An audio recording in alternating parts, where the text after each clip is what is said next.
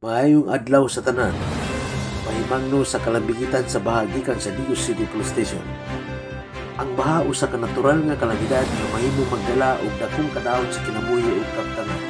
Importante kayo nga may balahan ang mga timalhan sa baha ug unsahong pagpanalipod sa imong kaugalingon ug sa imong pamilya gikan niini.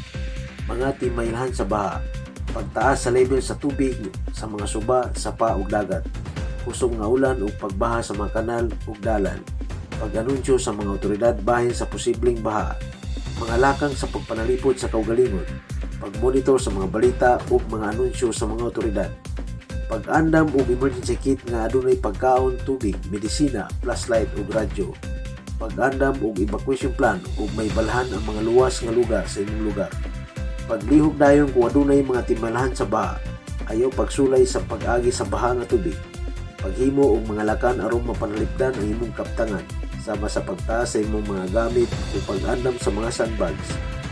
Kung naa ka sa lugar na naapektuhan sa baha, pag-adto sa taas nga lugar o sa evacuation center, pag-ambing sa paggamit sa kuryente o gas tungod kay mahimo kini nga hinungdan sa sunog. Ayaw pag-inom sa tubig nga baha tungod kay kini mahimong kontaminado. Pag-ambing sa pagmaneho sa mga dalan nga naapektuhan sa baha tungod kay mahimo kini nga hinungdan sa aksidente. Hinumdumi, ang pagkaandam mao ang labing maayong panalipod batok sa baha. Paghimo og mga lakan aron mapanaligdan ang imong kaugalingon ug ang imong pamilya.